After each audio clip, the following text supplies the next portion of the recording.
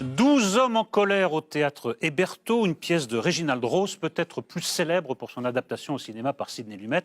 Alors l'histoire est bien connue, sur 12 jurés, 11 sont convaincus de la culpabilité d'un homme et un seul fait part de ses doutes. L'unanimité est la règle pour décider d'un verdict et l'enjeu est de taille, la chaise électrique hors note la chaise électrique. L'adaptation est signée Francis Lombraille et c'est Bruno Volkovitch qui tient le rôle du juré réfractaire. On regarde ce que ça donne. Messieurs, je réclame votre attention. Si nous reconnaissons l'accusé coupable, nous l'enverrons à la chaise électrique. Ceux qui votent coupable, lèvent la main.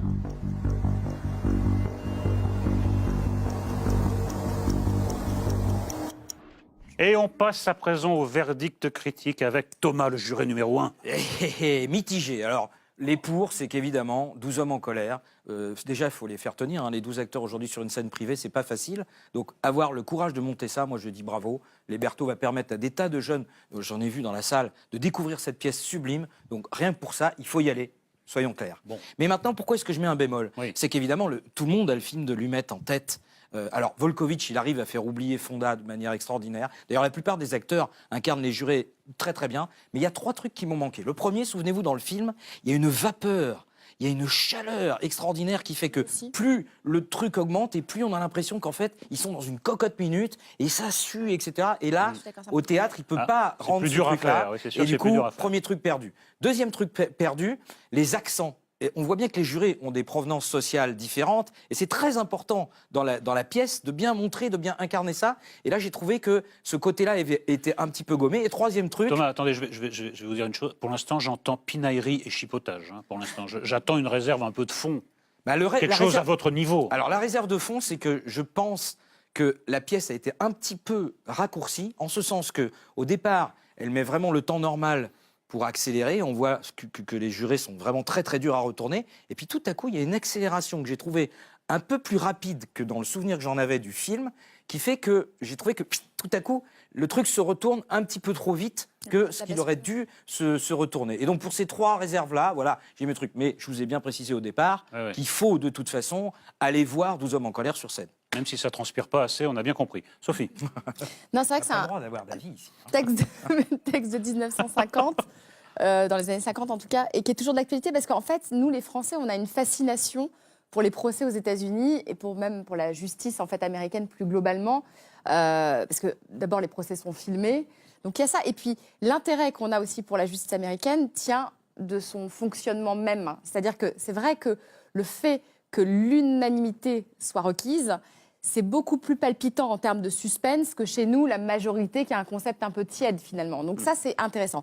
Et puis ce qui est intéressant aussi dans cette pièce, c'est le ressort principal de la pièce, c'est-à-dire l'empathie. Pendant tout le déroulé de la pièce, on se met à la place des jurés et on se dit, en fait, finalement, comment aurait-on réagi? Et la première question qu'on se pose, finalement, c'est aurait-on eu le courage, parce qu'il s'agit bien là de courage, d'affirmer sa position devant 11 personnes qui sont en désaccord avec nous, qui sont pressées de se barrer, quand bien même il s'agit de la vie d'un homme. D'autant que ce n'est pas une conviction, mais un doute. En fait, il n'a pas vraiment de conviction au début. Exactement. Il a un doute. Mais enfin, il affirme ce Absolument. doute. Il affirme ce doute. Donc c'est ça, ce dont parle la pièce, c'est le courage versus la lâcheté. Et je trouve qu'effectivement, c'est bien restitué par ces 12 comédiens. La mise en scène est super. Et je trouve effectivement, comme tu l'as souligné, ils sont un peu moins énervés que dans le film de Lumet. Ils sont un peu moins en colère, ces 12-là. Eh bien, moi, je vais faire comparaître à la barre Francis Lombraille, qui a signé l'adaptation, et Bruno Volkovitch. Enchanté. Installez-vous. Le juré numéro 3. Salopard. C'est le salopard. Vous êtes excellent dans le rôle du salopard, vous êtes excellent. Alors on va d'abord répondre aux objections présentées par Thomas. Ça transpire pas La chaleur, assez. la moiteur, ils sont là, ils s'épongent. Le référent, c'est la pièce. C'est pas le film. C'est pas le film. Et le film, il y avait un jeu de caméra qui était très rapproché comme ça des acteurs, et ce qui donne cet écrasement. C'est une fausse perspective en réalité qui est magnifiquement orchestrée par Sidney Lumet.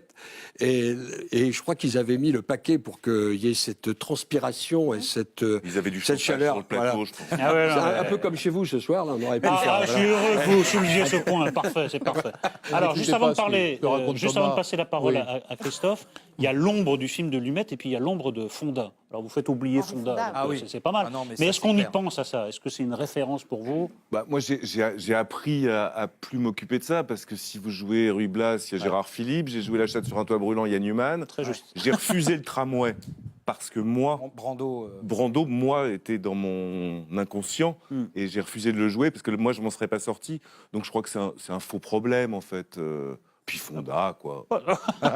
Très bien, bonne réponse. Christophe était Oui, dans il la en a salle. ras-le-bol de Fonda, je suis d'accord avec lui. Je veux dire, c'est une quand parole même bon, forte. c'était un bon comédien, mais on va pas non plus le Sinon, est-ce que vous déifier avez un avis sur la éternellement. question Oui, j'ai un Fils, avis sur la fille, question. J'ai un avis sur la question. D'abord, moi, je suis heureux que ça n'ait duré qu'une heure de 12 ou 13. 17. 17, parce que justement, du coup, ça rend la chose précise, forte, intense. Après, c'est une pièce engagée contre la peine de mort. Alors, c'est vrai qu'en France, la peine de mort, c'est toujours le même débat, a été abolie il y a 30 ans.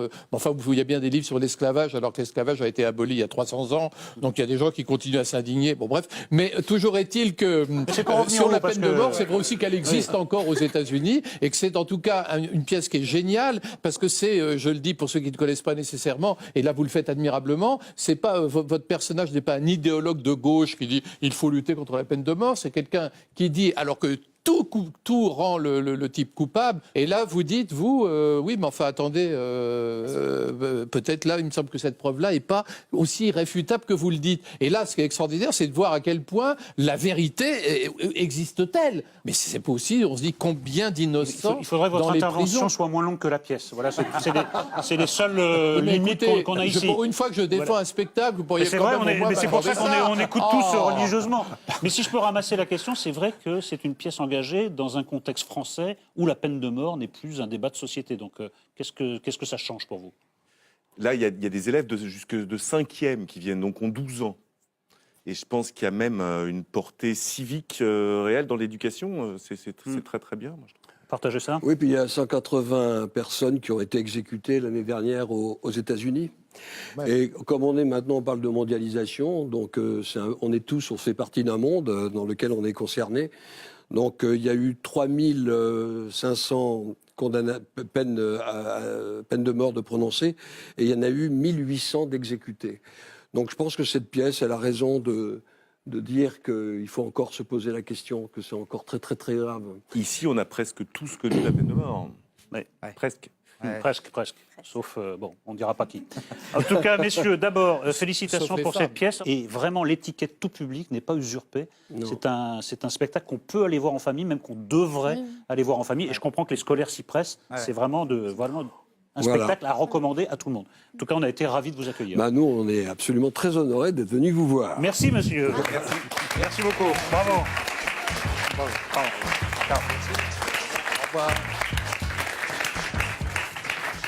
Et tout finit.